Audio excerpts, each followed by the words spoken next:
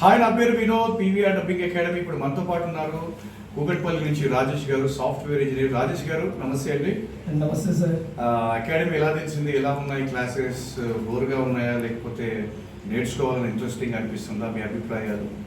రోజు రోజుకి ఇంకా ఇంకా ఎక్కువ నేర్చుకోవాలన్న ఫీలింగ్ కలుగుతుంది సార్. అకాడమీ గురించి తెలిసి ఇంకా తర్వాత ఇంకా ఇంకా బెటర్గా ఎలా ఇంప్రూవ్ అవ్వాలి, ఏ పారామీటర్స్లో ఏ వేరియేషన్స్, ఏ మాడ్యులేషన్స్ ఎలా చెప్పాలి, ఫైట్స్కి ఎలా చెప్పాలి, డైలాగ్స్ ఎలా చెప్పాలి, లెంత్ డైలాగ్స్ ఎలా చెప్పాలి, షార్ట్ డైలాగ్స్ ఎలా చెప్పాలి, ఎమోషన్స్ని ఎలా ఎలివేట్ చేయాలి, ఎఫెక్ట్స్ ఎలా చెప్పాలి, ఇలా చాలా ఉంది. అసలు అంతకుముందు డబ్బింగ్ అంటే ఓకే, జస్ట్ వాళ్ళు చెప్పిన దాన్ని మనం లిప్సింక్ చేస్తే సరిపోతుంది అనిపించేది.